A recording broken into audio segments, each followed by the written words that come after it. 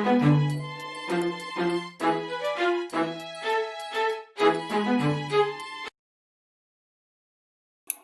hello everyone, and welcome back to the Endgame class.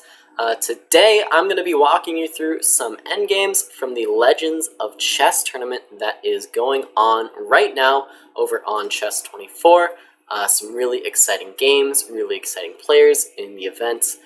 As I was saying in the Road to 2000 class, today was the final day of the preliminary stage of the events, and the top four are now moving on to knockout finals. It's going to be really exciting to watch. I hope you guys get a chance to watch the action live. I've been following it pretty closely and having a great time with the event. And like I said, in the endgame class today, we're going to go over some endgames from it. Some of you might recognize this position from the Road to 2000 class that we just wrapped up here.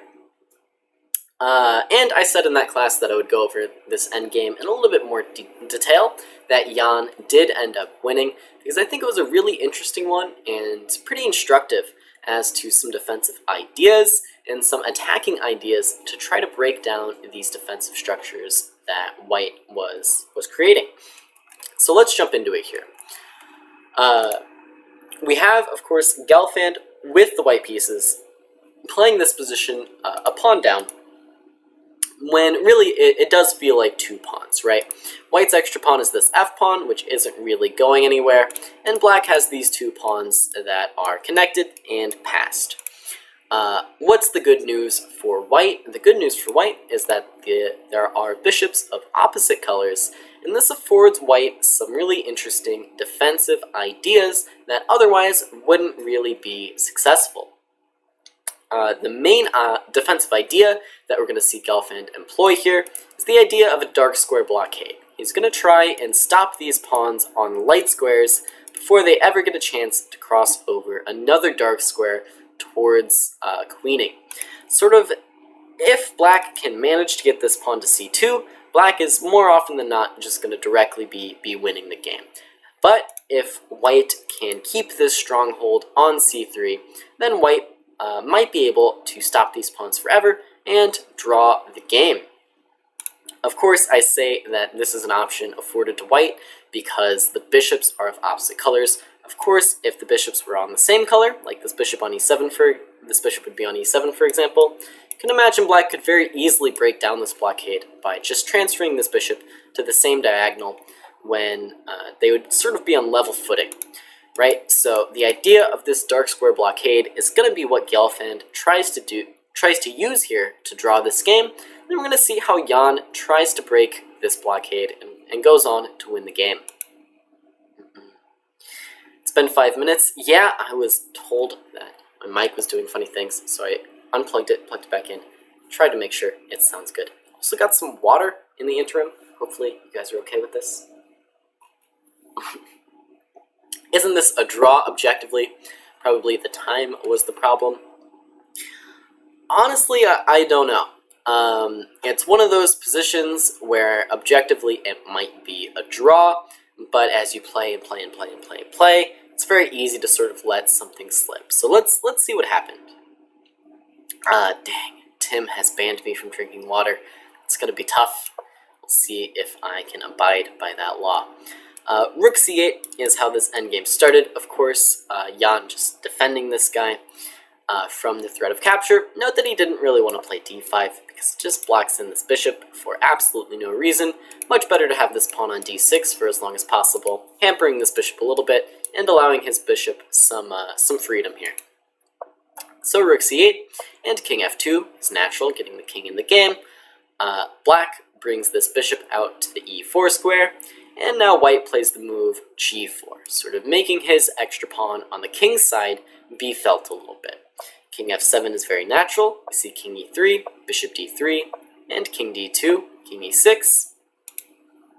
And so far so good, both sides just advancing the kings. And note that black has immediately placed his bishop on what might be the best square on d3. The reason this is probably the best square is it slows down white's advances on the king's side, it defends the c-pawn, and it can sort of interfere with some connections, some communication between the white pieces, right? It's tough to talk to this bishop on d4 with this bishop on d3 and pawn on c4 sort of standing in the way. In the game, we saw rook e1 check, and this king comes up to d5, and this bishop now does leave and goes all the way to f6. And so far, white hasn't done anything wrong. In fact, he's done very, very well for himself so far. The pieces he wants to use to blockade are sort of this king and this bishop, which he is successfully doing by guarding the c3 square twice, right? Now, if black wants to make progress, he's sort of going to have to make sure that he drives one of these pieces away, or he finds targets elsewhere on the board. Now, bishop f6 might have actually been slightly inaccurate because of black's next move that we see in the game. Maybe g7 was a slightly better square. From f6, the move rook f8 is playable, and now, unfortunately, g5 has sort of been provoked, and this extra f-pawn is now sort of meaningless, and it does really now officially just feel like 2 extra pawns for black. That being said, it's not the biggest change to the position, honestly. You can imagine something like this happening instead, and this pawn staying on g4 for a little bit. The only difference is that in some cases, white would be able to sort of make a counter threat with the move f5, but bishop f6 played in the game, and now after rook f8, g5, rook b8 is Jan's choice, and I don't think this game is beyond saving just yet. I really don't think it is beyond saving. Okay, we see rook b8, the king comes out to c3, and now a5 by Jan, sort of just taking over some more of the dark squares, advancing more pawns up the board. h4 was Gelfand's choice, and this isn't a bad move, it doesn't really change the position. White's idea for now is to sit on this blockade until he is forced off of it, and this is sort of the drawing technique that Gelfand is and should be using here. Rook b7 comes on the board, we see rook e7. Of course, any pure bishop endgame is going to be an easier draw than with rooks on the board. We just know this about opposite colored bishops. So this rook comes to b1, and now all of a sudden the black rook is active. And this sort of development in the game kind of makes me think that perhaps it was in white's best interest to not actually touch this rook on e1. It's one of those positions where maybe given infinite time, black might find some way to pose a problem for white, but I don't see where that problem is coming from just yet. For example, what if white just passes with bishop h8, bishop f5, maybe bishop f6, and it's like, how do you actually make any progress in this position? I'm not so sure. This rook could try and do things like this, but it does feel like it's coming through a little bit slowly.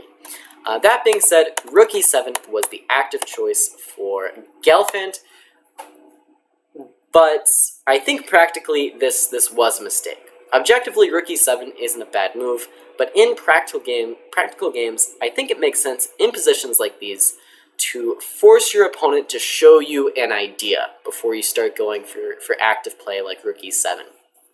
Right now, white has this optimal setup of this dark square blockade, and Jan's last move of rook b7 is very much not saying that he's coming up with an active idea just yet.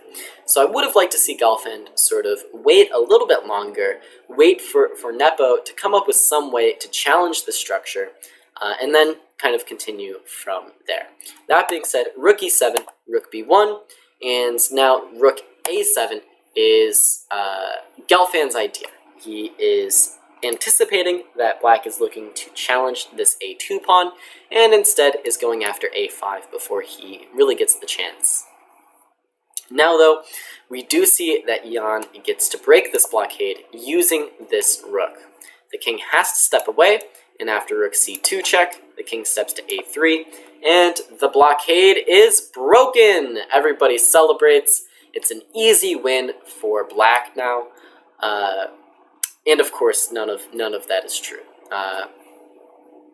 The game is definitely far from over at this point. I'd like you guys at home to think for a second and try to come up with the most testing try right now for black. The most forcing move, we'll say. So yeah, a4, a3, rook b2 maybe was another active idea for black. The point is, I just wanted white to sort of wait on the position until black did show one of these ideas. Chess King says rook f2. Manny says no c3 now, king e4. Chess King also mentioning rook h2.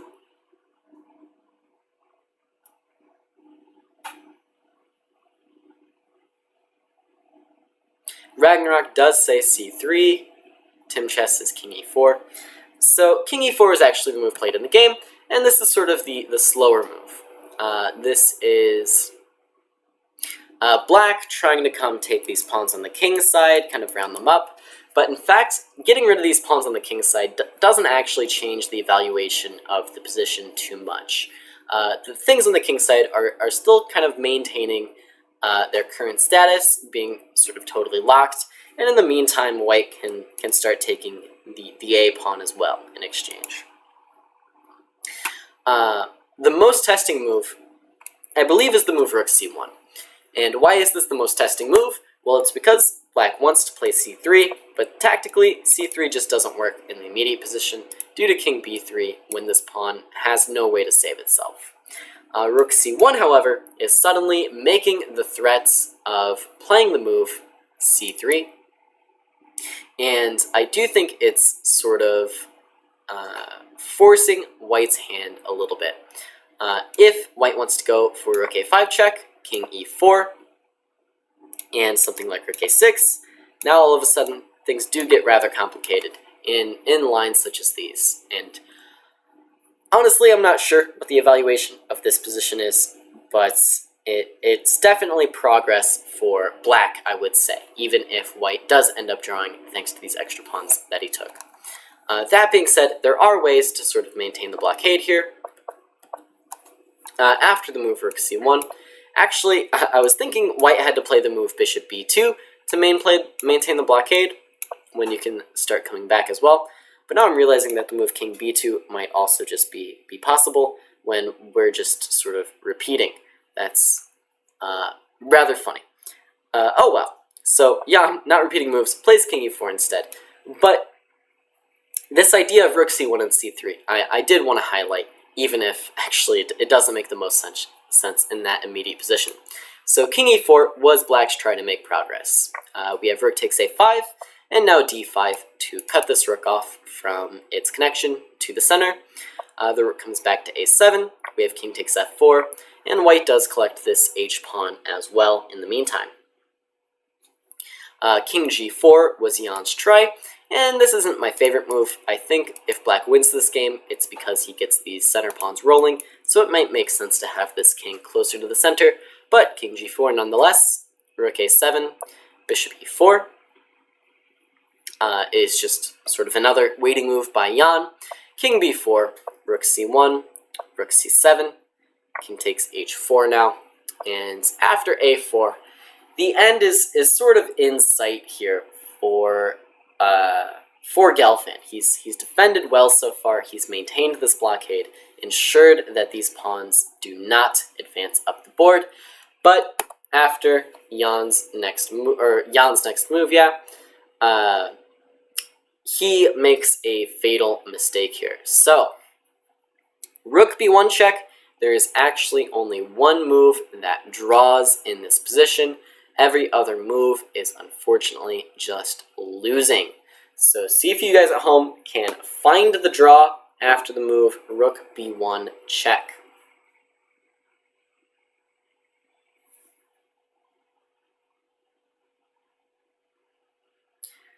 Sedant says king c3.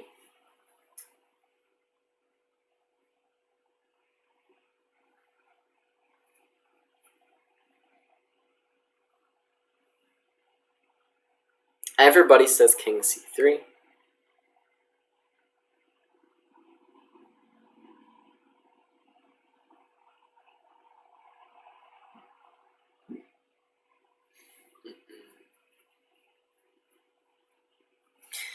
Krish says king a3.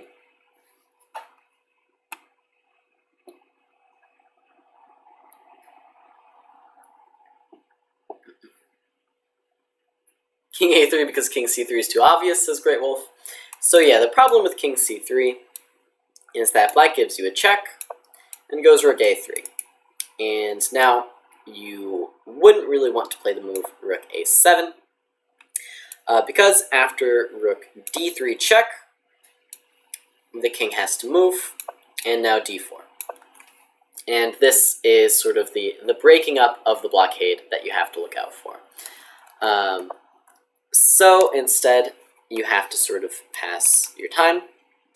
Say rook c6, rook takes a4, rook c7, back to a3, rook c6, and now this king's going to come over. And eventually, I think that the two pawns should just win here if they are completely uncontested, as they are in this case. White sort of needed that a pawn in the game to make the draw, to sort of solidify his position, to be 100% drawn. The play might continue. Let's say white just keeps passing. King f3, rook a2 check, and oh, sorry, well, I've blundered here. Sorry. So not rook c6, but rook c8. But let's say bishop f5, just for example. And how do we make progress here? Sorry, I know this endgame should be winning, but how do we actually make progress? Let's say rook d3 check, king c1, and king e2 now. We are advancing. Let's say, yeah, I'll come to e3 instead. Why not? White passes, and now after rook b3, white passes. Well, that's actually checkmate. You just got checkmated. And if you don't do this, then black is invading anyways. So sort of with these pawns and the freedom of movement of the black king, black is able to sort of break this blockade. Sorry, that was a little bit rough around the edges there. I knew this endgame was winning. It just took me some time. So, in fact, the only drawing move is the move suggested, king a3, getting rid of this idea of coming to a3 with the rook from black. And now, white should be able to draw this position. Notably, by coming to a3 and a2, we don't actually give up this blockade. We are still preventing c3. This check doesn't really do anything. And if black starts trying to run the king over, we can start pushing our pawn a bit. And now we get to blockade, as well as defend our pawn at the same time.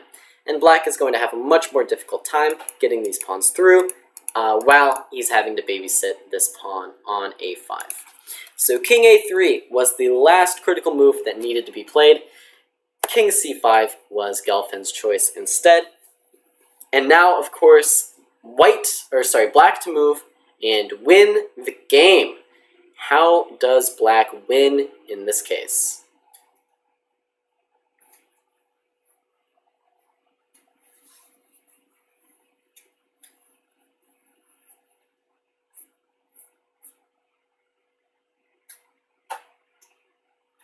I played the moves for Boris like he was 6 years old. Yeah, unfortunately, white really can't do anything there. You just have to keep this blockade, otherwise,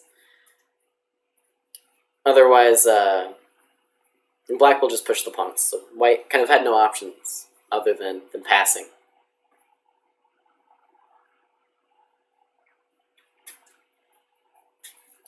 Well, hold on. You can't play c3 yet. Can't play c3 yet. Bishop takes c3.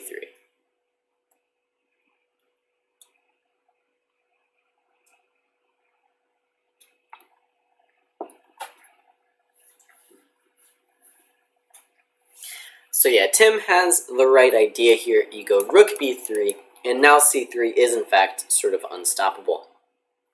If you come to d4, trying to reestablish the blockade, rook d3 check pushes you away, and I don't know if he plays c3 immediately, but c3 is sort of coming. Maybe you don't play it immediately because king b4 is strong, but I think this is sort of the same as the game where white just plays king d6 to sort of keep this blockade, and now you have the same issue where rook a3 picks up the pawn as well. King e5, king g4, and now we see that this is an even better version for black, where the white king was not able to get back in front of the pawns. And after c2, Gelfand threw in the towel. I skipped through those last moves pretty quickly, so let's go through those once again. King d6, black picks up this pawn, and then brings the rook behind, back in front, and just brings the king in and pushes. Critical moment was here when black was able to push c3, sort of uncontested, with the king on d1, ready to escort this pawn all the way home. And so Jan does win this endgame. And yeah, I thought this was a really fun endgame to show you guys. This idea of blockading on the dark squares is a really instructive way to play for the draw in these cases. And then Jan always being tricky, managing to pick up white's remaining pawns that were offering him some semblance of counterplay, is how this game ended up going his way. It's a good game for the endgame class with moves like king a3. Yeah, I really did enjoy it as well. Okay, up next, why don't we head on over to everybody's favorite player in the Legends of Chess tournament, Svidler, of course, not Anish, Giri. Oh, and I've restarted the game. Of course, we don't care about this. This is opening business and middle game business. And all we care about is somewhere along the way, Svidler has lost a pawn. And we have yet another Bishops of Opposite Colors endgame, where Svidler, in this case, is down the pawn.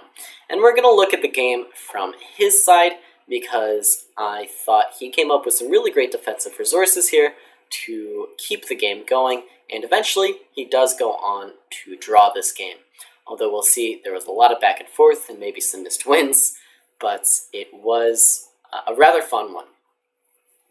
So, what do you guys think is going on here with the black pieces? What are black's sort of main priorities in this case? Well, so let me play two more moves.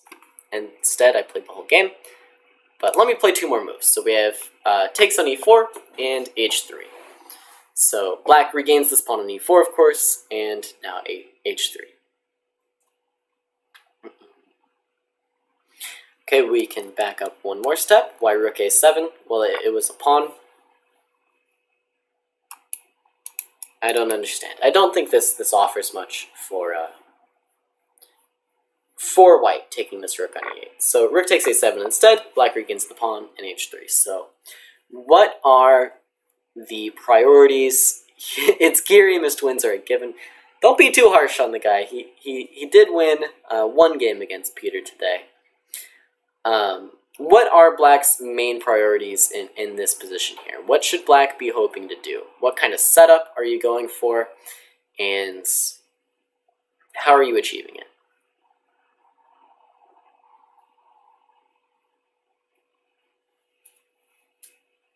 Chess King thinks it's a draw if all pieces are traded except one pair of rooks.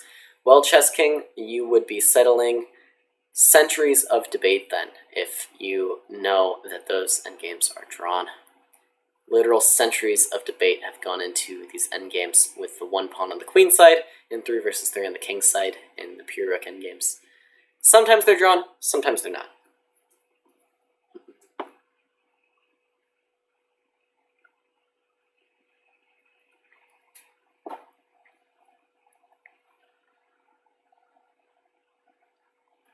So there are some ideas. Some people are saying the rook should go behind the passed pawn. Bishop blockade on a4, so Yarrow is going for a similar type of blockade to what we saw in the previous game.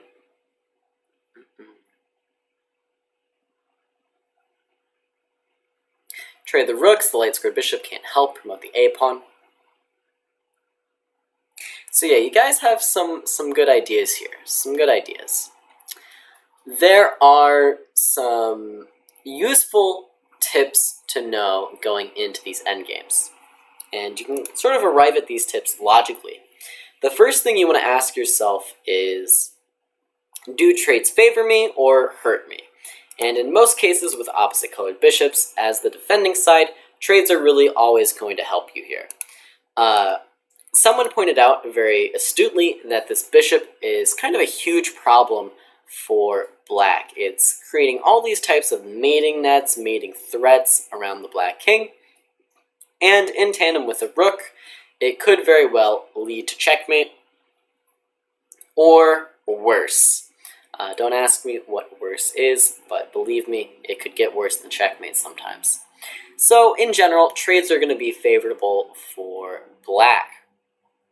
What does that mean? Well, that means that it's actually pretty easy to blockade this pawn on a3. That's one way you can kind of use this to your advantage. So how can we blockade the pawn on a3? Well, we actually don't even need the bishop's help to do it. We can just sort of shove this rook here, and then rather than keep this bishop on this diagonal, guarding a4, we can even remove it from the diagonal, right? Because the reasoning is, even if this rook somehow gets challenged by an opposing rook, we don't really care. Because if the rook gets challenged, we'll trade it off, and trades are favorable for us, so we're making progress towards the draw. So that's something useful to keep in mind here, is that trades are going to be useful for black. Rook trades favor black. Of course, black isn't as interested in trading off the bishops in some cases, but in general, a rook trade almost always going to be advantageous for black. Something else to notice is that, is there some way we can solve the problems that this bishop is giving us, right? And so like rook h4 has been mentioned, but let's say you repeat for a turn, this bishop can come to f6, and on this diagonal, you are not going to be able to permanently chase it away. It's always going to find a home somewhere on this diagonal. So, as black, you should be thinking, priority number one is to make sure this pawn doesn't advance. We keep a4 under our control. We can do so by blockading the square. And then the second thing you really need to worry about is ensuring your king's safety. So is there some way that we can come up with to make sure we aren't getting checkmated by this bishop in most cases?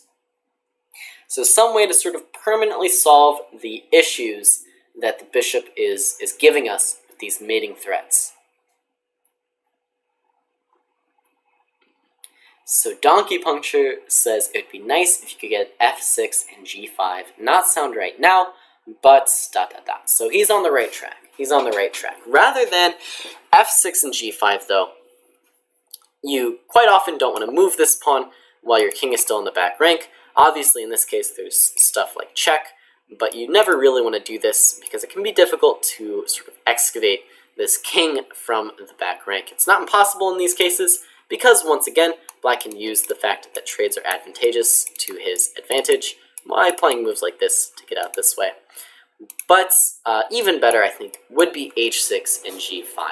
So black, all of a sudden, from this starting position where you might just think black has nothing better to do than shuffle the pieces, all of a sudden we're sort of coming up with constructive ways to improve black's position. And that is sort of the right way to go about these defensive positions. You want to try to find some way to improve your position to the maximum to sort of deal with these threats and problems that your opponent is giving you. In the game, Svidler did not actually start with rook h4. He could have, but instead he just played rook a4 directly. We have rook c7 and bishop d5, and this was actually all played in the game. This example line that I showed, that is. Rook d1 now challenges this bishop, and so bishop e6 is preventing white from doing any nasty doubling up ideas and invading on the back rank. Rook d3 now. White finally has to deal with the threat to the pawn, and now Svidler does in fact play the move Rook H4, we see Bishop G5, and the Rook comes back to A4. Now, after Bishop E7, see if you can come up with Black's next move.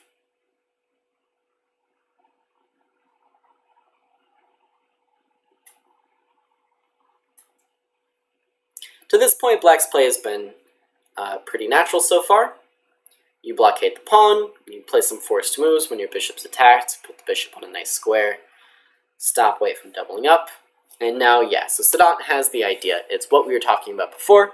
It's finally time to play this move G6, go H6, G5, and all of a sudden, our king can get back into play. And this is just sort of fantastic now for Black. I say fantastic, of course, Black is still under a lot of pressure, and it's going to be tough to hold this endgame, but this is progress for Black. We don't often talk about progress for the defending side, but Black is getting closer and closer to a secure draw.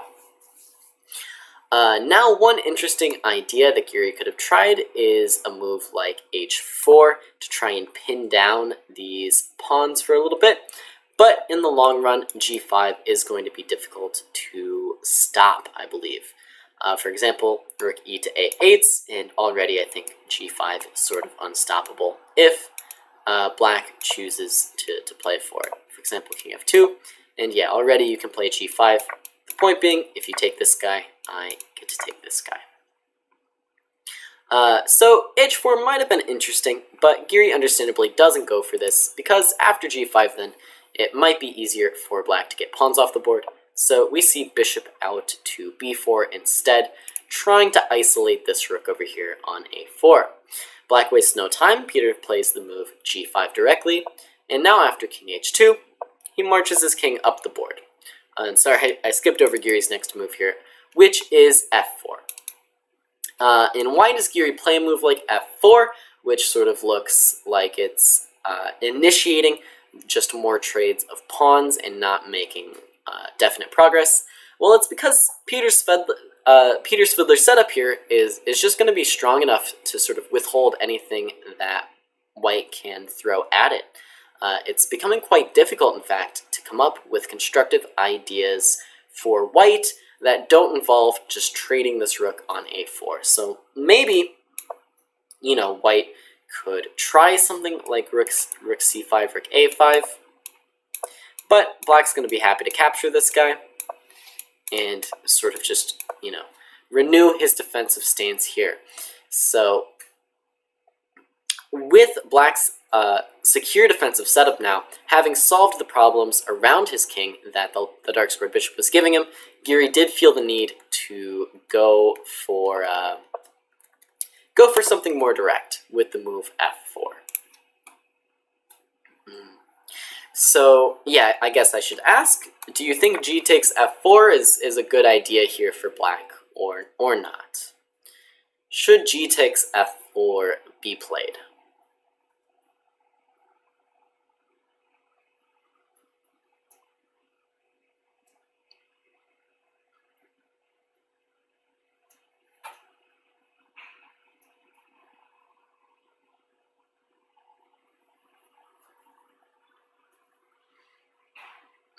Bryce says no. Sedan says good idea. Manny says no, that's not really helping. No. I don't think it's a bad move. I think it's a fine move, but practically I don't think it makes sense, right? Black's goal here is to limit the number of things he has to worry about, and taking an F4 actually only really increases the number of things he has to worry about. Maybe it also increases the things that White has to worry about, but that's not really Svidler's aim here. He's not trying to give White, you know, some fear of this F4 pawn, but now he's kind of created an extra weakness here on H6 without this pawn to help guard something. So it does make more sense in this case just to play King G6, and you would be much more happy with this structure than the structure that we just looked at. So King G6 instead. Rook C5 was Anish Giri's try to challenge this G5 pawn, and this is sort of how he's playing for a win here. He's just trying to get at G5 and win the game in this manner. Rook C8 is the great defensive move by Svidler. Once again, these rook trades can only really favor black, so he's very happy to offer them on any occasion. And now if Giri wanted to sort of keep the pressure up, he could have tried to move Rook E5, but at this point there are a few things that black could play. Number one, black could still go for this change in structure. I still don't like this though. Maybe better is just highlighting the fact that this rook is running out of squares on this rank. We would love to play the move f6 to kick it away, so rook c6 would make a lot of sense. Then if rook g3, making a threat, we always have f6 here, and this rook is out of squares on this rank to continue attacking. Although maybe this would be a bit of a misstep because f5 might be strong, but f6 is shoring up our defenses well enough. Probably this would have afforded Giri the most winning chances in this case, but, you know, even a move like rook c4 here, and it's getting rather difficult to keep track of everything for white. In the game, he thought he spotted a tactic, so white to move and think he won. White to move and think white wins. I don't know how to phrase that grammatically. It's tough. White to move and not win, but white to move and play, you know, a quote-unquote tactic. Of course, the tactic is f5 check.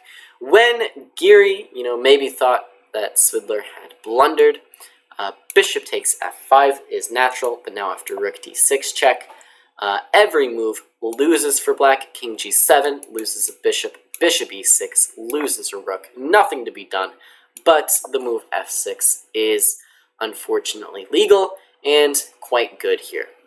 And there's nothing really doing for white in the case of bishop c3 because black is able to defend this pawn numerous ways, or even just capture on a3 when nothing doing here for white. So after f5, we did see this happen in the game. g4 was played, but rook takes c5 hits defends this bishop as well. So there's no intermezzos. And then the game was quickly agreed to a draw after rook d4. And so I wanted to show this endgame because it really shows some fantastic defensive technique by Svidler and shows you this sort of logical process that you can follow to find moves in these kinds of endgames. You sort of just identify your problems as the weaker side and then go step by step, trying to solve them one at a time, using things to your advantage whenever you can. In this case, the main thing being that trades were advantageous for black. Incorrectly thinking you have a win is my specialty. So yeah, you guys were all making fun of Giri for you know, being the draw guy and like missing wins all the time. In this case, he tried to win. He thought he saw the win. He thought he had it. He jumped at it. But still, you know, unavoidable, ending up with the drawn result. Okay, and I think at the beginning of this endgame, I said Giri might have missed some wins. He actually didn't. I was thinking of a different endgame. I don't know which one I was thinking of, but this one was just well played start to finish by black, and no way to win. Okay, let's move on to a third endgame.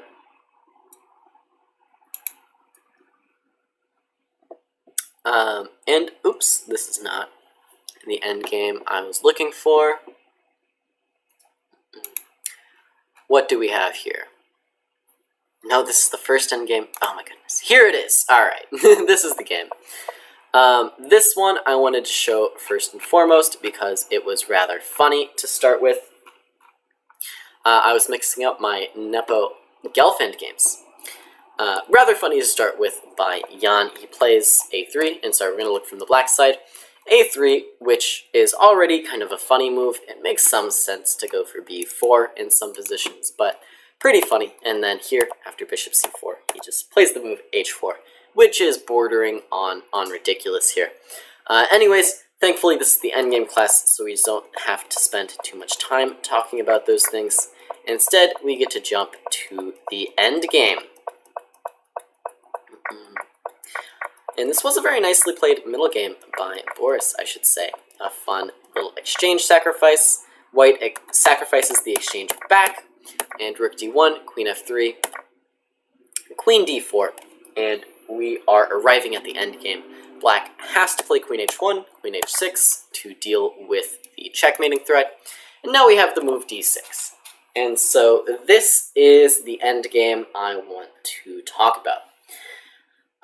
Really fun game in the opening and middle game, but also really interesting endgame. So let's take a look at it here. First and foremost, what's going on? Well, black is up not just one, but actually two pawns in this case, although of course, the f pawns are doubled.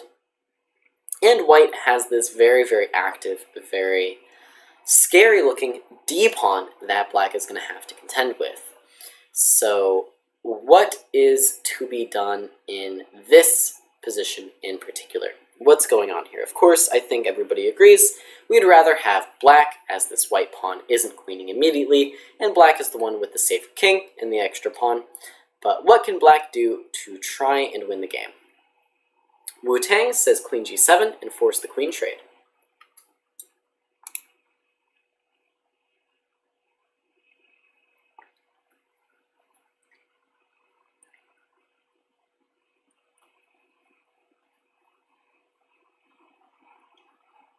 Bryce says the a3 Sicilian is deadly, don't underestimate it. Combined with h4, I think it's a bit less deadly. You can't play a3 and then play h4. You're allowed to play one of these tempo-wasting moves per game. You can't do both of them. So I'm seeing some really good ideas. A lot of people want to start with f3 check. A lot of people are saying queen g7 is a good idea. g5, g4, and f3, push the pawns. So, okay, alright. Priority number one is making sure this guy doesn't queen. Let's all get on the same page here. Long term, probably this is not the way. This is not the way that black tries to queen a pawn. Black already has his passed pawn in the h pawn, and so this is the guy that black would want to push in the long run to get a queen. So there are sort of two ideas here that black can try. You can just blockade this pawn immediately. You can throw in an f3 check and blockade this pawn, or you can play this move queen g7 and offer this queen trade. And the question is, what's happening after the move king d3? That's the question. What happens after the move king d3? Are we in time to trade the queens, or is white actually going to be the one that benefits from this queen trade more? Because it's very easy to look at this and say, well, goodness gracious, I'm catching this pawn.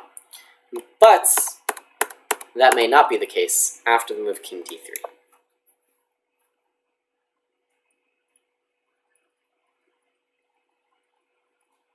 So what do you guys think? Is this a good idea for black to go queen g7 and go for this? So yeah, rook d8 here. So you can start to kind of switch ideas, but now king c4. And all of a sudden, the white king, which was sort of weak back in its own camp, is starting to look like a very fighting piece, right? Starting to look like a fighting piece. Definitely now, we're not actually interested in this queen trade, when you might start preferring white. You very much might start preferring white if things start going wrong here. Even rook e4 check, for example, and stuff like rook e7, stuff like collecting this pawn. This stuff is coming as well, and black, in fact, might be losing these positions. And so for this reason, I actually don't like the move queen g7 too much. I don't think after king d3 going for the queen trade is really a good idea. Really in this position, you should only trade the queens if it means that you get to the d-pawn first. If white's getting to the d-pawn first with his king, then you don't want these queens off the board. So, in fact, I don't like the move queen g7 too much in this case, simply because the move king d3, I think, is rather strong. And I mean, the play might continue with something like g5 here, when it's going to get rather complicated, but I do think this is more double-edged than white deserves, with this pawn surviving and coming up the board. So I actually like what Boris did in the game, which is play the move Rook D8. He didn't throw in the move F3 check, and in fact maybe he should have. The only reason that you would want to throw this move in is because after, for example, this line, move King E2 actually turns out to be a pretty nice idea for white. The point being this king is just a little bit closer, and the king on F3 is surprisingly safe and also does a good job of hampering the black pawns. However, this is kind of a counterintuitive idea, running into your opponent's pawn majority with your king, so it's understandable why that was missed. To prevent it, black could have just played F3 here first, and then the king does kind of have to run in the other direction. In the game, though, we just saw Rook D8 and Queen F6, Queen F8, all played on the board. And then white brought this king to C2 anyways, which does seem much more natural than coming to this strange-looking F3 square, even if, you know, the computer is saying it's a bit better.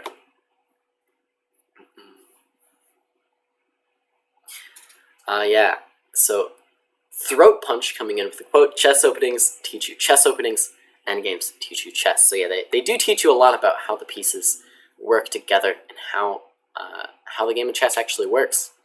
So I tend to agree. So now I want to pause again. We are at sort of another crossroads for black. Black has sort of stemmed the bleeding here, as for the moment prevented this pawn from coming too much forward. He continues with the move Queen E8 to prevent the move D7. We see King B1, D7, King A1, and now once again, I actually do want to pause and say, how do you make progress here with black? How do you make progress? Sorry, I'm actually going to play two more moves. Queen E6 is natural, offering a trade of queens. Queen takes F4. And now I will ask you how you actually intend to make progress in this position.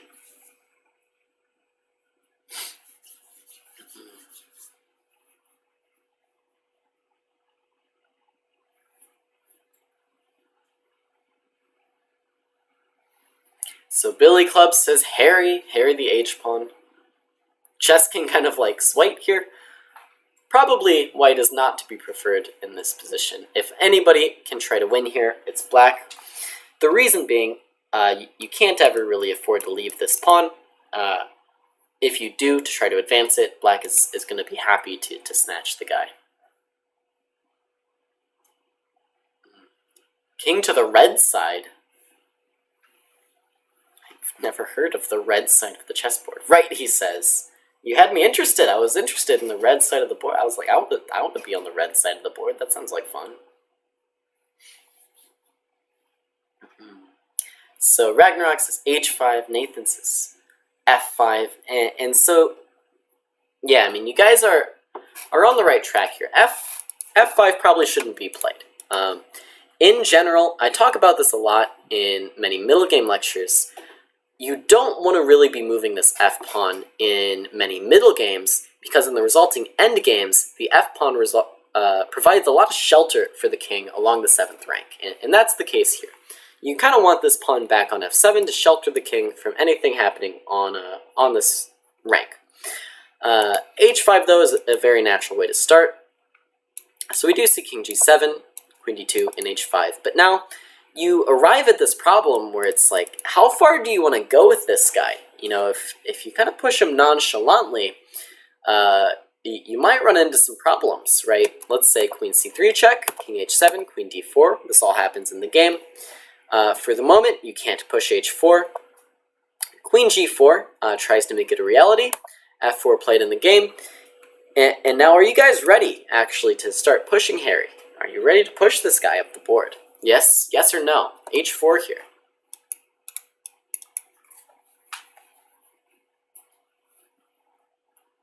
Are you ready to push this guy?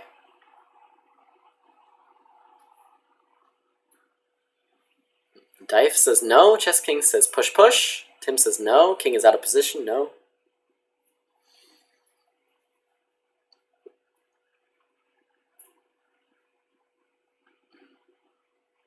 Manny says no, because the clock's disappeared, so he realized it wasn't played in the game.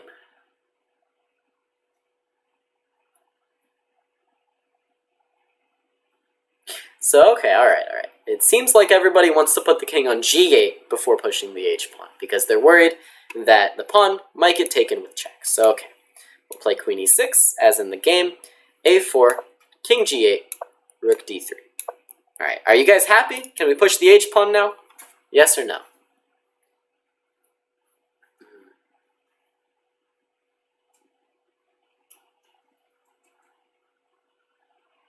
Aaron says yes. Ragnarok says push. Yes, it's time.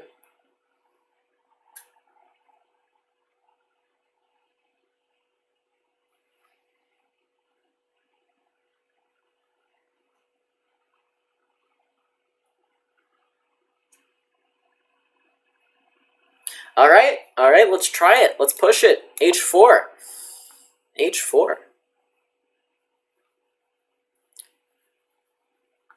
Everybody agreed. Oh, and suddenly now everybody says no. And yeah, Bryce has the reason why it's not actually going to be working here. White has a really incredible defensive resource in the position to sort of lock down the black pieces, and it's one that's actually pretty crazy here. So white to move and find the draw. White to move and find the draw, pretty much.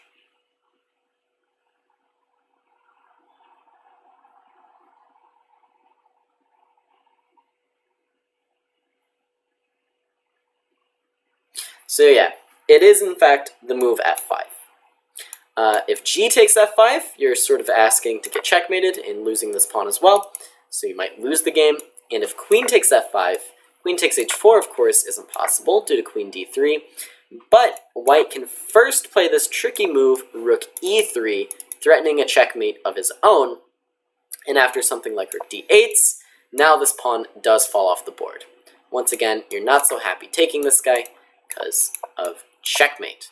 So it's these really tricky defensive ideas that Jan is using to sort of keep Gelfand at bay here. And so that's why we saw check, check, and then king h7. So now Gelfand once again is stepping out of the idea of rook e8, but now there's still the problem that we ran into the first time, which I don't know if I ever actually mentioned. This problem of if you push h4, now your king is sort of stuck on this h file, and rook h1 is going to be good enough here. Just for example, queen g3. I think already you can play f5. Maybe not, because of g5 actually.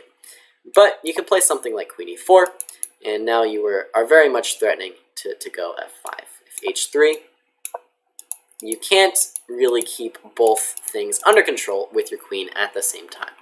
And that's the problem that black is running into. So in the game, we saw king h7 back, b3, and now finally, how to make progress with black. The answer finally arrives here. It's the move f6. And f6 is Gelfand's very serious attempt to make legitimate progress in the game. And the reason f6 is the attempt is because it's cutting off this queen from attacking on this diagonal. This is sort of the key idea here. He's interfering with this queen. The huge downside to this is he's giving up control over the 7th rank. Like we were saying, he's giving up this defensive potential on the 7th rank, which means that white can now try to play a bit more actively in many cases, with rook e7 coming with check. So f6 is the counterintuitive idea that Gelfand came up with to try and play for a win here. You can also still just go h4, but this idea of f5 is going to be a little bit difficult to face. And this is also a position you can try to win with these two guys and pushing them up the board slowly, but you're going to run into a lot of the same problems that you're running into with pushing the h-pawn forward. It's just tough to keep both things under control. So, yeah, the downside is it's f6. Ragnarok says, what if queen e1 and then g5? I'm not sure I see the point of g5. I'll take it. Free pawn. Okay. Maybe it means after f6. Okay, probably means after f6. I think here the issue with g5 is, once again, you're just giving up a little bit too much shelter now around this king. The idea, like I said, is you just cut this guy off, and then it makes white's counterplay, this rook coming in, a little bit less scary. King g7 was Gelfand's first move in the game. Well, what he started with in the game after f6, then rook d2, king f7. He wanted to control e7 directly like this, but after queen c3, finally he pushes through with h4. Finally, he pushes through with h4. And now, if you play the move f5, you still go in for this, and end up in this endgame that we just looked at. But if you don't go for f5 and go for queen c6, for example, king back to g7, f5 now was actually going to be the losing move, because now there's no queen c4. I think a little bit better for white is just to keep the balance, kind of, with something like a queen back to c2. You can't really capture this guy thanks to queen c7 check. And then this pawn is going to push up the board, but black is at least still going to have to contend with these two pawns at the same time, sort of like what we were talking about. It's tough for black to maintain control over h3 and also sort of hem in this pawn on d6. In the game, though, f5, and the idea for white was to go rook e2 and challenge black's blockade on the d7 square with rook e7. And now, this is sort of the main reason I wanted to show this position, is because there is an insane move here. Black to move and win. There's actually only one clear win in the position for black. Black to move and win. What do you guys think? Black to move and win. And I will give a gold star. One gold star. One pretend gold star to anyone who can tell me the winning move here for black. I very sincerely doubt anyone in the chat will be able to come up with this move. Gold star. It's true, Great Wolf. You could earn yourself a gold star if you come up with this move. That's how much I think you're not going to come up with it.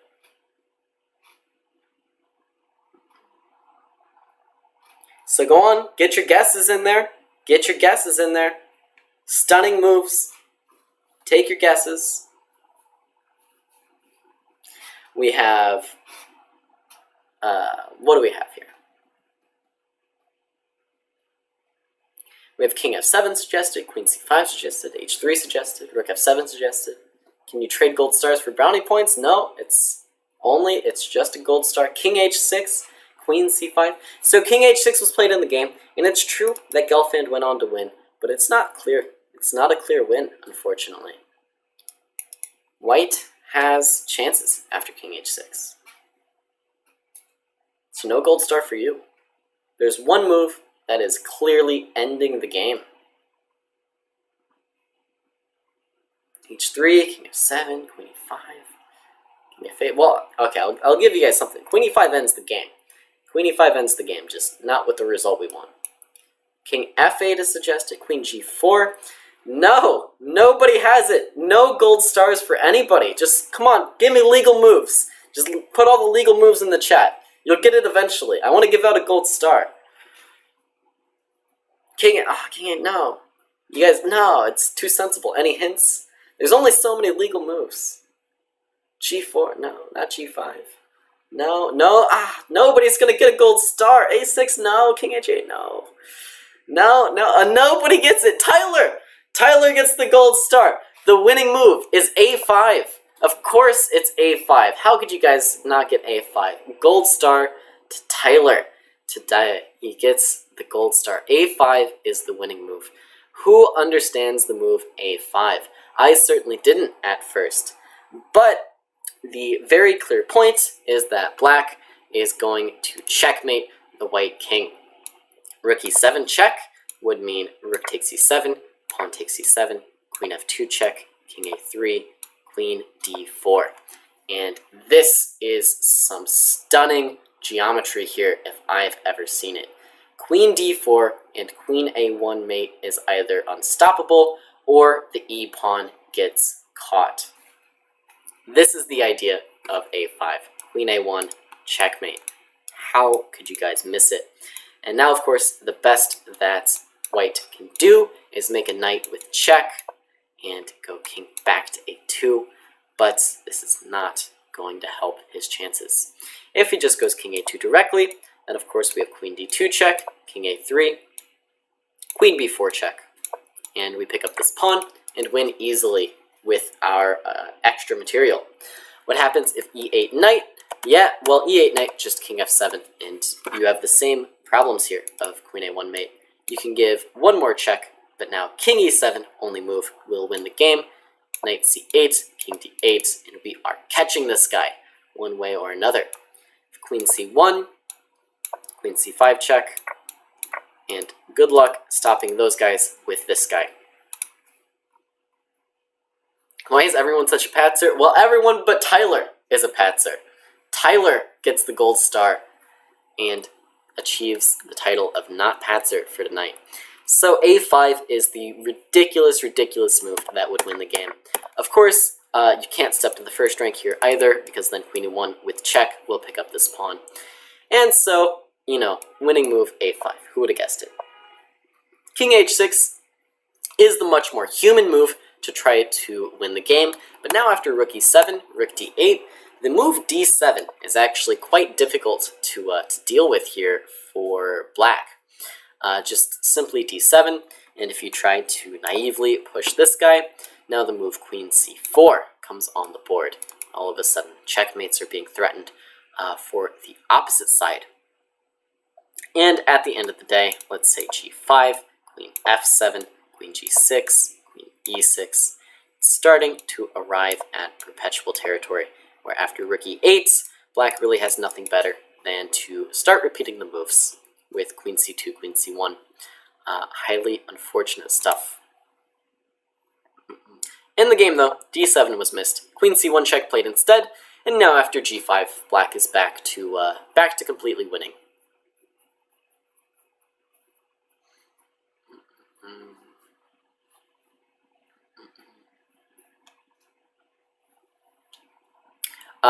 And yeah, so now, sorry, I was reading the chat, just catching up a bit there. And now, Gelfand did go on to win this game very convincingly with h3, king g6, and just pushing these guys up the board. One after the other. And fun tactic here, queen e6, seemingly hanging a queen, but it doesn't matter because we get a new one. And in fact, we don't even care about this queen either, because this is checkmate. See? Pawns coming in handy, once again. So queen e6. And Gelfand finds safety with the king. Up the board, and goes on to win this endgame. Easily. Easily winning. And we ran out of time a little bit to go over it. But basically, once Gelfand came up with this sort of idea of advancing these pawns one at a time, and managed to get through the immediate complications with this d-pawn, he was pretty much just in the clear to push these pawns and win the game, as long as he is a little bit careful, which is very difficult to do against Jan Nepomniachtchi. But once you get these pawns a little bit up the board, it sort of becomes easier and easier and easier, as the king is no longer sort of a tool for white to use to advance this pawn with things like annoying checks and annoying perpetuals. It's going to be safer further up the board, away from this pawn. Tougher to kind of use those two things together for white. And then, yeah, Gelfand does go on to win. Alright, so I think we are just about out of time then for the Endgame class here tonight. If you want to continue the fun, head on over to our Twitch channel for a special birthday edition of Analyze Your Games. Other than that, if you're watching the YouTube video, that's all from me tonight. Thank you so much for joining. My name is Caleb Denby, and I will see you next time.